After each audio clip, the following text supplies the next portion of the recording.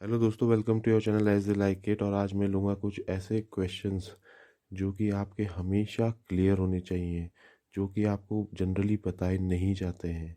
मुझसे कुछ लोगों ने पूछा, कुछ कैंडिडेट्स ने पूछा कि सर ये बताइए कि हम अपने टाइम को कैसे मैनेज करें, किस सब्जेक्ट को कितने टाइम दें। कुछ ने मुझे पूछा कि हम कितने घंटे पढ़ें डेली। तो मैंने सोचा इस बारे में मैं एक वीडियो बनाऊँ। सबसे पहला क्वेश्चन इसमें आता है कि हम कितने घंटे पढ़ें। मैं बहुत लोगों के इंटरव्यू देखता हूँ। जब मैं तैयारी कर रहा था तब भी मैं देखता था, और मैं पाता था कि लोग बोलते हैं कि हम जॉब कर रहे थे और हमने 4 घंटा पढ़ाई की, 5 घंटा पढ़ाई की। किसी ने कहा मैं 7 घंटा पढ़ाई करता था और मेरा सिलेक्शन हो गया, मेरी टॉप 100 में रैंक आ गई। तो दोस्तों, ये सब झूठी बातें हैं, झूठी झूठी झूठी। अगर आपको अपना सिलेक्शन कराना है तो आपको डीप पढ़ना पड़ेगा। उसका कोई शॉर्टकट नहीं है। आप अपने कमरे में लिख डालिए, there is no shortcut to success. तो मैं आपको बताता हूँ कि एक्चुअली मैं कितने घंटे पढ़ता था जब मेरा सिलेक्शन हुआ। जब मैं पढ़ाई कर रहा था तब मैं नियरली अराउंड 16 to 17 आवर्स एक दिन में देता था पढ़ाई करने में। और जब वो एग्ज़ाम के आस पास होते थे तब वो कई बार 18 और 19 आवर्स भी हुए हैं। तो जो ये आपको इंटरव्यूज़ आप पढ़ते हैं उसमें कई लोग पास होने के बाद बड़ी बड़ी बातें करते हैं कि भाई हम तो 4 ही घंटे पढ़ते थे, 6 ही घंटे पढ़ते थे। ये सब बकवास है, इस पे बिल्कुल ध्यान मत दीजिए। इंडिया में इतनी पॉपुलेशन है, इतना फियर्स कंपटीशन है कि अगर आप 4 घंटे पढ़ेंगे ना तो आई कैन गारंटी कि आप यूपीएससी का क्वेश्चन पेपर समझ भी नहीं पाएंगे। सॉल्व तो दूर दूर की बात है, समझना भी आपको लिए मुश्किल हो जाएगा। आपको पता है जब सचिन तेंदुलकर प्रैक्टिस करता था टीम में आने के लिए इंडिया की, तब वो लगभग 7 से 8 घंटा क्रिकेट की प्रैक्टिस करता था। पीवी संधू जो है वो कम से कम सुबह 4 बजे से लेके रात के 8 बजे तक आज भी बैडमिंटन की प्रैक्टिस करती है। तो भाई साहब, ये यूपीएससी है। अगर आपको इसमें पास होना है तो आपको टाइम देना पड़ेगा। कोई आपको झूठ बोलेगा, कोचिंग वाले ख़ास तौर से बोलेंगे। और ये जो मैगजीन्स में इंटरव्यू पढ़ते हैं वो 99% फर्जी होते हैं। उसमें 99% जो बातें लिखी होती हैं वैसा एक्चुअल ट्रूथ नहीं होता है। बैच में लगभग 900 कैंडिडेट्स थे जो हम पास हुए थे। उन 900 के 900 से मैंने कई बार बातचीत की जब हमारी ट्रेनिंग हो रही थी, या आज भी मेरी बातचीत होती है। तो मैंने उनसे पूछता हूँ कि भाई ये तुम में से कोई ऐसा है जो 4 घंटे पढ़ के पास हुआ है। तो ऐसा कोई नहीं है भाई, ऐसा कोई नहीं है। There is no shortcuts here. अब आ जाते हैं दूसरे क्वेश्चन पे। कई लोग पूछते हैं कि सर ये जैसे जीएस के कई सब्जेक्ट्स हैं, ज्योग्राफी है, हिस्ट्री है, पॉलिटी है, साइंस है, और आपका करंट अफेयर्स है, तो हम इनमें कितना टाइम डिवाइड करें। तो बहुत सारे इंटरव्यूज़ मैं भी पढ़ता था जब मैं तैयारी कर रहा था। और कोचिंग इंस्टीट्यूट तो इसमें माहिर हैं, वो बोलेंगे जी 2 घंटा हिस्ट्री पढ़ो, 2 घंटा फिर पॉलिटी पढ़ो, फिर 2 घंटा करंट अफेयर्स पढ़ो, फिर 2 घंटा ज्योग्राफी पढ़ो। ऐसा कोई नहीं पढ़ पाता है। आप इंसान हो, टाइम मशीन नहीं हो कि आप 2-2 घंटा करके अलार्म लगा के सब्जेक्ट पढ़ोगे। ऐसे करोगे तो कुछ भी नहीं पढ़ पाओगे आप। इसमें भी हम ट्रेनिंग के टाइम पे बहुत लोग आपस में डिस्कस करते थे कि इसमें सबका क्या व्यू था। तो सबका भी जो जनरल ट्रेंड था, एक्सेप्शनल लोगों के लिए जो बिल्कुल टाइम मशीन हो उनके लिए मैं नहीं बोल रहा हूँ, लेकिन जो जनरल लोग हैं, नॉर्मल लोग हैं, उनसे मेरी बातचीत हुई और मेरा खुद का भी ऐसा ही रूटीन था। देखो, करंट अफेयर्स तो आपको पढ़ने ही पड़ेंगे, रोज़ पढ़ने पड़ेंगे। तो करंट अफेयर्स के लिए तो आपको कम से कम 3 से 4 घंटे देने ही देने हैं डेली। और इसके अलावा आप एक सब्जेक्ट पढ़ो एक दिन में, फिर नेक्स्ट डे दूसरे को पढ़ो, फिर नेक्स्ट डे तीसरे को, अगर ज़्यादा है तो 2 सब्जेक्ट पढ़ लो। लेकिन आप सोचें कि करंट अफेयर्स को आप छोड़ देंगे और सब्जेक्ट्स पढ़ेंगे तो आप कभी भी पास नहीं हो सकते। या आप सोचेंगे कि मैं सिर्फ करंट अफेयर पढ़ूंगा, सब्जेक्ट नहीं पढ़ूंगा, तो भी आप शायद पास ना हो। भाई, दिल्ली में ऐसे हजारों कोचिंग इंस्टीट्यूट हैं जो बोलते हैं कि आप न्यूज़पेपर ना पढ़ो और आप हमारे नोट्स ले लो, आपको न्यूज़पेपर पढ़ने की ज़रूरत ही नहीं पड़ेगी। मैं आपको ये बता दूं कि हजारों बच्चे वो नोट्स लेते हैं लेकिन कोई पास नहीं होता है। इसमें आप ये ध्यान रखिए। चाहे मेरा चैनल भी आप देख रहे हो, मैंने आज तक ये क्लेम नहीं किया कि आप न्यूज़पेपर छोड़ के सिर्फ मेरे चैनल को देखिए। न्यूज़पेपर पढ़ने का कोई अल्टरनेटिव नहीं है, ये आप अपने दिमाग में बैठा लीजिए।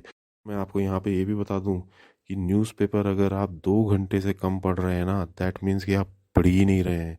बहुत बच्चों को मैं देखता हूँ वो 15 मिनट में न्यूज़पेपर पढ़ लेते हैं। पता नहीं 15 मिनट में कैसे पढ़ लेते हैं, मुझे तो आज तक नहीं समझ में आया। अगर आप 2 घंटे नहीं पढ़ रहे हो ना कम से कम, तो आप समझ लेना कि आपने न्यूज़पेपर नहीं पढ़ा है, आपको आता ही नहीं है न्यूज़पेपर पढ़ना। और न्यूज़पेपर कैसे पढ़ना है अगर वो जानना है तो मेरे को कमेंट्स में लिखिए, फिर मैं उस पर भी एक सेपरेट वीडियो बनाऊँगा। तो भाई कम पढ़िए, क्वालिटी पढ़िए, एक ही न्यूज़पेपर पढ़िए, बट ज़्यादा टाइम दीजिए, चीज़ों के डीप में जाइए। सब्जेक्ट्स को आप इस तरीके से रोटेट कीजिए कि आपका जो सिलेबस है वो एग्ज़ाम की डेट से एक महीने पहले ऑलमोस्ट ख़त्म हो जाए। देखिए सिलेबस तो यूपीएससी का कभी ख़त्म होता नहीं है, नंबर वन, बट आपने टच कर लिया वो सारे टॉपिक्स, और एक महीने पहले आप कुछ भी नया पढ़ना छोड़ दीजिए, सिर्फ उसी को रिवाइज कीजिए। आप एग्ज़ाम के दिन में पहुंचने तक कम से कम आपका 4 से 5 बार रिवीजन होना चाहिए, बजाय कि न्यू न्यू चीज़ें पढ़ते रहेंगे, लास्ट डे पे आप सब कुछ भूल चुके होंगे। और ऐसा आप तभी कर पाएंगे जब आपके पास कम बुक्स होंगी, अच्छी बुक्स होंगी, और आप अच्छा पढ़ रहे होंगे, ना कि बेकार पढ़ रहे होंगे। कल मैं एक वेबसाइट देख रहा था, हालांकि मैं उसका नाम तो नहीं बताऊंगा, मैंने टेलीग्राम में शेयर भी किया था अपने ग्रुप पे। उसमें क्या था कि वो एक लिस्ट ऑफ इंडिया के सारे स्टेट्स और उसके गवर्नर्स, उसको कम से कम 2,500 लोगों ने लाइक किया हुआ था। आप बताइए कि ये स्टैंडर्ड हो गया है, लोगों को ये नहीं पता है कि ऐसे क्वेश्चन तो भाई 15 साल पहले भी नहीं पूछे जाते थे, अब तो कोई पूछेगा ही नहीं। इन बातों में, फालतू चीज़ों में टाइम वेस्ट मत करिए अपना। हिंदुस्तान का अब कोई भी एग्ज़ाम ये नहीं पूछ रहा है कि किस स्टेट का कौन सा गवर्नर है, ये भूल जाइए आप।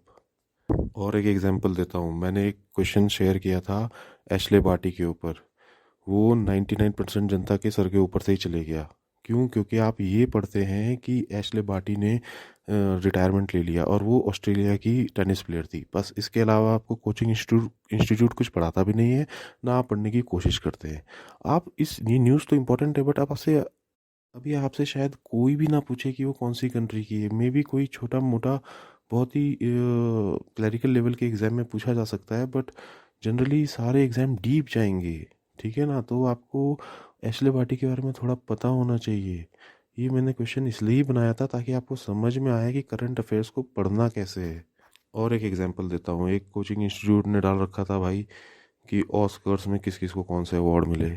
भाई ये साहब, ये क्वेश्चन अब यूपीएससी नहीं पूछती है, ये तो 15 साल पहले भी नहीं पूछती थी कि कौन सी पिक्चर को ऑस्कर मिला है, उसके डायरेक्टर कौन है, उसके फिल्म एक्टर कौन है।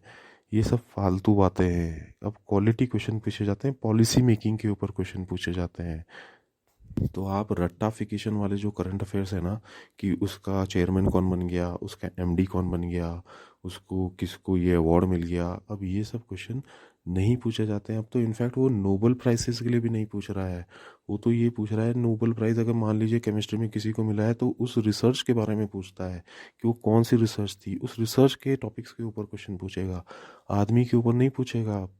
तीसरी और इम्पॉर्टेंट चीज़, बहुत लोगों को ये कॉन्फिडेंस आ जाता है, पता नहीं कहाँ से आता है, ओवर कॉन्फिडेंस आ जाता है कि भाई मैं तो यूपीएससी की तैयारी कर रहा हूँ, तो मैं रेलवे का या फॉर दैट मैटर एसएससी का या बैंक का एग्ज़ाम तो मैं यूं ही पास कर लूँगा।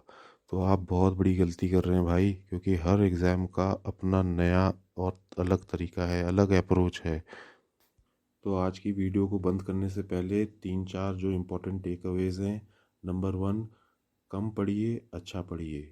नंबर टू, जो भी पढ़ें उसे डीप पढ़ें थोड़ा सा। नंबर थ्री, एक ही न्यूज़पेपर पढ़ें। Number four, know what not to read.